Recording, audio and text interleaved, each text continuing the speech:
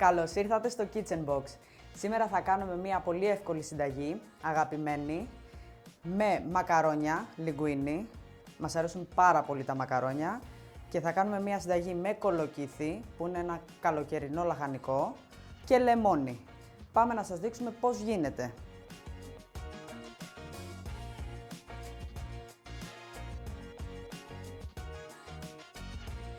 Έχουμε βάλει το νεράκι στην κατσαρόλα μας να βράσει. Θα το αλατίσουμε αρκετά. Πρέπει να είναι αλμυρό το νερό για τα ζυμαρικά. Ρίχνουμε τα ζυμαρικά μας, τα βράζουμε 7 λεπτά περίπου. Δεν τα σπάμε, εννοείται. Σε ένα τηγανάκι βάζουμε ελαιόλαδο. Ξεκινάμε, κόβουμε το κολοκύθι. Μπορείτε να το κόψετε φέτες, εγώ θα το κόψω ζουλιέν. Ζουλιέν είναι μακρόστενα μπαστούνάκια, όπως μας βολεύει. Κρατάμε όσο γίνεται περισσότερη ψύχα. Κατά τη διάρκεια ελέγχουμε και τα λιγκουίνι μας, να δούμε πώς πάει ο βρασμός. Το λάδι μας έχει κάψει. Ρίχνουμε τα κολοκυθάκια μας. Αλατίζουμε. Εγώ θα ψιλοκόψω και μία σκελίδα σκόρδο. Ανακατεύουμε. Τα αφήνουμε μέχρι να πάρουν χρώμα και να μαλακώσουν ελαφρώς. Δεν θέλουμε να λιώσουν, δεν θέλουμε πολύ χαμηλή η φωτιά μας. Θέλουμε μέτρια φωτιά. Μόλις αρχίσει και ροδίσει, τότε θα ρίξουμε το σκόρδο και έπειτα θα συνεχίσουμε με τη σάλτσα μας.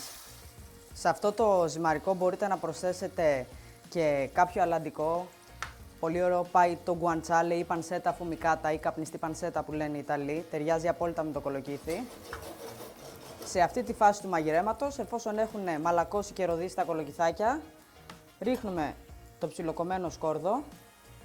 Τι σου είναι το σκόρδο στο φαγητό, μύρισε κατευθείαν. Τώρα θα σβήσουμε με λίγο λευκό κρασάκι.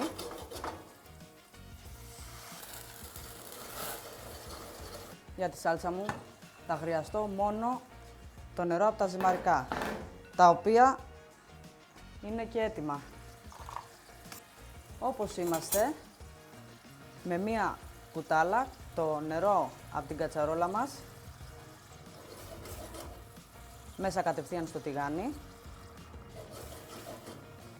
και βάζουμε το ζυμαρικό απευθείας. Αλατίζω ξανά. Βάζουμε και λίγο πιπεράκι. Στο φαγητό μας θα βάλουμε προς το τέλος και ξύσμα λεμόνι και χυμό λεμόνι. Οπότε το κρατάμε ολόκληρο το λεμονάκι για να ξύσουμε όσο θέλουμε και έπειτα θα στύψουμε και λίγο από αυτό μέσα στο ζυμαρικό.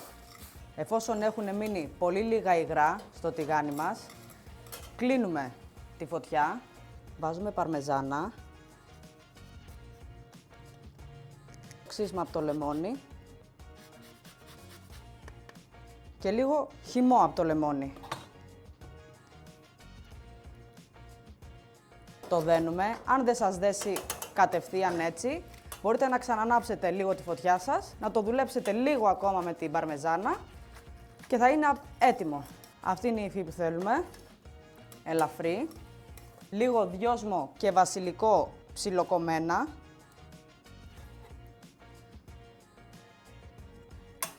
Πάμε να το σερβίρουμε.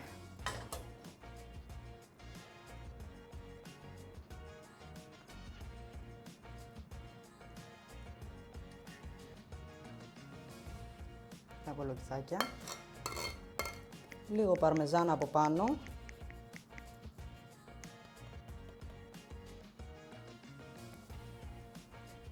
Και για τελείωμα πιπεράκι. Και βουάλα!